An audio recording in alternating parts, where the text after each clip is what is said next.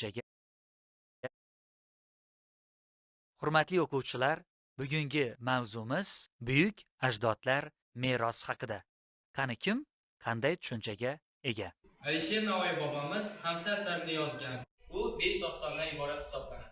Ibn Sino bobomiz tibb qonunlari asarini yaratgan. Bu asar tibbiyot sohasida juda mashhur.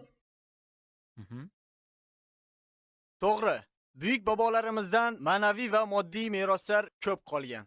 Lekin yana bir meros borki, vatanni sevish, vatan uchun jonini berish. Bu meroslarni bizga qoldirgan inson Shayx Najmiddin Kubro bobomizdir. Kunlardan bir kuni Chingizxon o'z elchisiga dediki: "Sen borib Hazrat Najmiddin Kubroga ayt, yaqin odamlarni olib Xorazmdan chiqib ketsin. Biz unga tegmaymiz. Uning yo'li ochiqdir."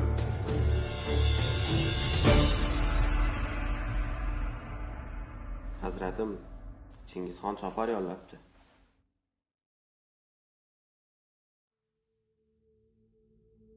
Biz siz bilan jang qilmoqchi emasmiz.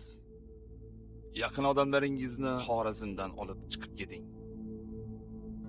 Birga bo'lgan xalqimni tashlab hech qayon ketmagayman. Shu o'lkada tug'ildik, shu o'lkada o'lurmiz. Unda bu jang siz uchun so'nggi jang bo'lur.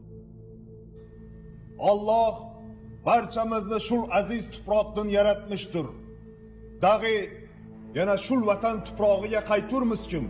Unga iymon, e'tiqod ila qaytmoqlik ahli musulmon uchun sharafdir.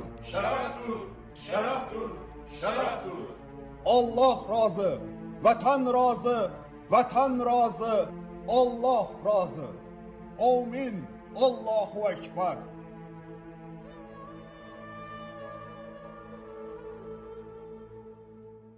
Vatanga bo'lgan muhabbati tufayli Chingizxon bilan jangda Shayx Najmiddin Kubro mardlarcha vafot qildi va bobomizning qo'lidagi yurt bayrog'ini hattoki mo'g'ullar ham qiyinchilik bilan qo'lidan olishdi. Rahmat. Barakalloh.